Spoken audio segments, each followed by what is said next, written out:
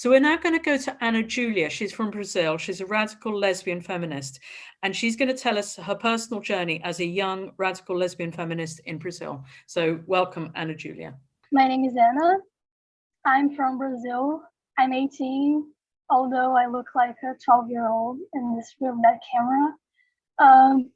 Today, I'm going to give you my prospect on what's like being a teenage radical lesbian feminist in my country, based on my own experience. I'd just like to previously say that Brazil is also in a mess in terms of gender ideology, as you may already know. And I'm going to focus on the institution I studied in because it's where I was most of the time.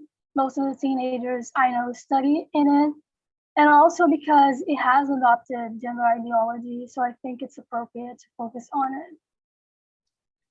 So it's a non-progressive institution. Everyone on the left from my state knows it. Actually, it's known nationally too.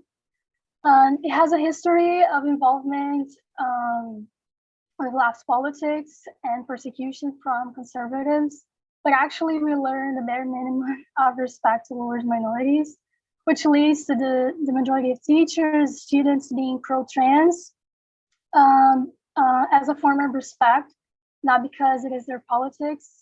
I mean, respecting people's gender identity is just a matter of respect, right? In my class specifically, they're very loud about it, especially because we have a trans girl and a non-binary, I guess. Last but not least, it's important to state that in 2015, a resolution made by the National Council Against Discrimination and for Promotion of the Rights of Lesbians, Gays, Bisexuals, Transsexuals, and Transvestites, which said that institutions must recognize their students' gender identity and end gender segregated bathrooms, which means that anyone can enter the bathroom they're more comfortable with. And also recognize the student's social name. It's what we call here in Brazil the name that trans people adopt for themselves. And change every school document to nuance the student's new name without the need of the parents' authorization. This wasn't mandatory, actually was vetted in some states, but my school chose to adopt it. So you can enter the bathroom you're more comfortable with, and all staff and teachers have to call you by whatever you want to be called as. My campus doesn't have a lot of trans people, but in 2018, there was a trans boy who used the male's bathroom and had his documents changed at school. So when I entered this high school, I was a liberal feminist, whatever that means. But I really had no idea what feminism is indeed. And I was very fond of this school for its progressiveness. I thought I would become a communist once I was in. That shows how little did I know. I just supported abortion, women's equality to men, the basics. I was 15 and I was very insecure and in need of everyone's, especially males' approval. And I was friends with a lot of the people with whom I studied. In terms of gender identity, my thoughts on it were, I'm actually embarrassed of this, but I actually said once, I respect everyone's identity, even if they identify as a butterfly. I think that's kind of the reason why I was fond of this school and didn't criticize any of its policies. But that changed. It changed in the middle of the same year, 2018, when I discovered radical feminism through a girl on Twitter. She was complaining about her professor doing a lecture on queer theory, and I was confused because she's a lesbian, and I thought that queer was just another name label for us LGBTs.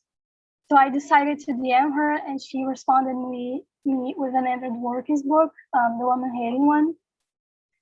And since then, I haven't stopped studying feminist theory. It changed my life completely. That's when I came out as a lesbian to myself and friends after claiming to be bisexual, even though I wasn't attracted to men. That's when I became confident in myself and proud of my connections with women. I wasn't trying to be friends with the guys and be one of the boys anymore, be the girl in the boys group. I became really proud of being a lesbian and a feminist.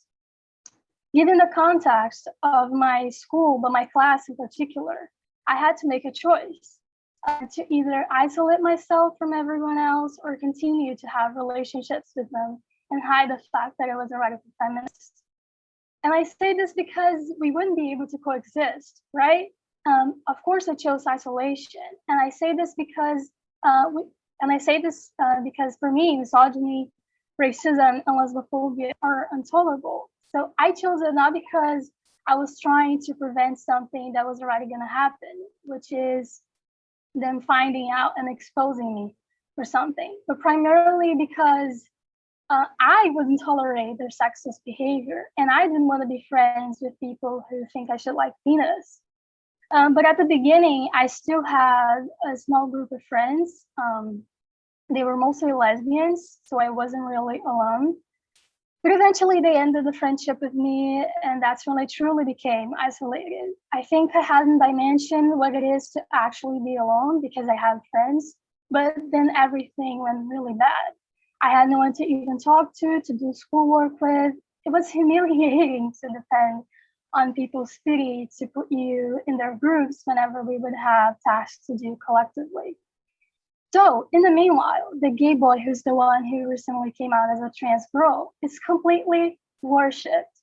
From the moment he came out, people immediately started calling him by feminine pronouns and by a feminine name, even though he's a bearded man. And even though he told our professor in Halloween that he was dressed up as a sex slave because he was wearing a crop top and cuffs. And he also said that he can never be raped because he's ugly. And in a presentation about feminism in a sociology class, he found a way to bring trans issues along, and everyone was like, yes, queen, as if that made any sense. The straight boy who said radical feminists are fascists is now claiming to be bisexual because he's attracted to non-binary people. Therefore, he's a part of the soup ladder community. And therefore he's completely worshipped too because he's LGBT. Another boy, a Marxist, I was very incoherent, said on Wednesday, if you don't agree, trans women and women, block me because this isn't Vagina's Day. And he was a friend of mine, but when he found out I'm a radical feminist, he stopped talking to me. What is interesting is that all these people are friends with incels, racists, boys who sexually harass girls, but I'm too much for them. Being a radical feminist is worse than being an incel.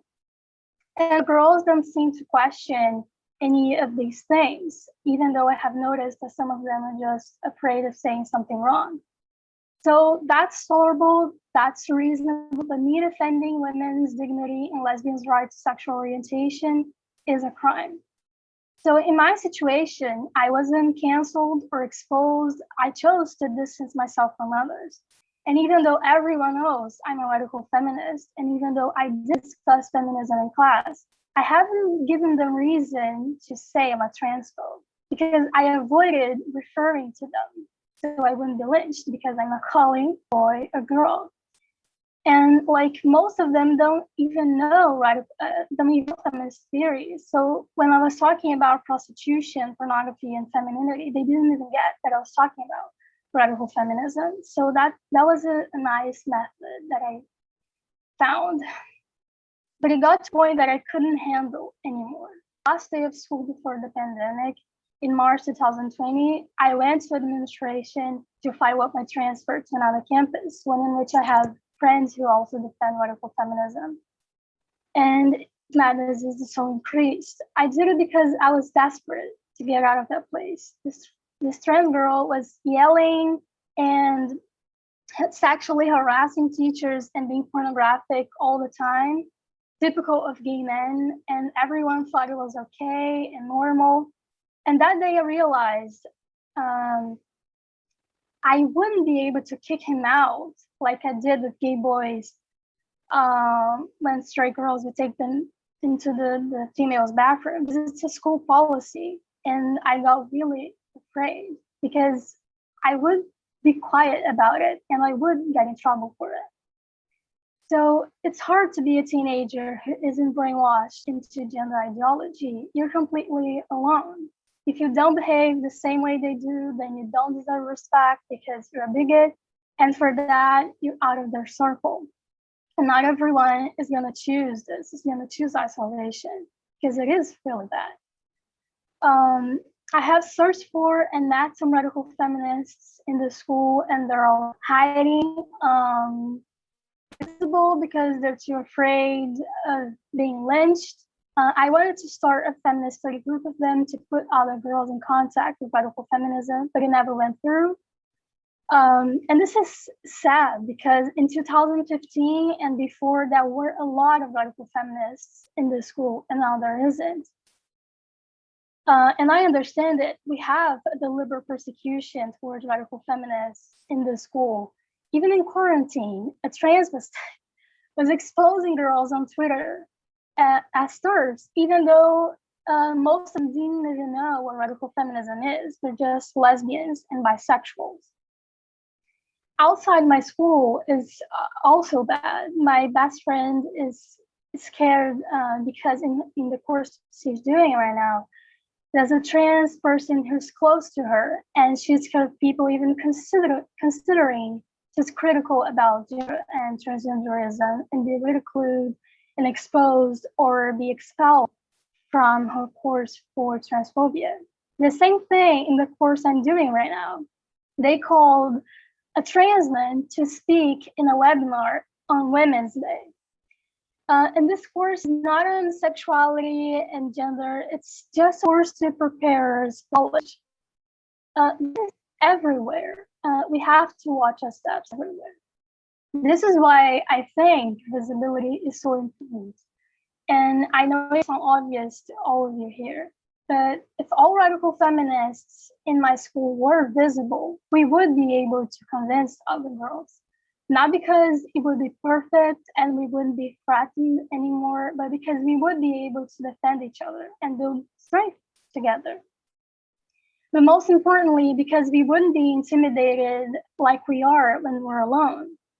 That is why it's so important to be organized. From visibility in organization can show women there is an alternative to this madness of trans activism.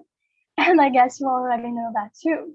The most women and girls I have met online and in person, but primarily online, who claim to be radical feminists are not willing to do it.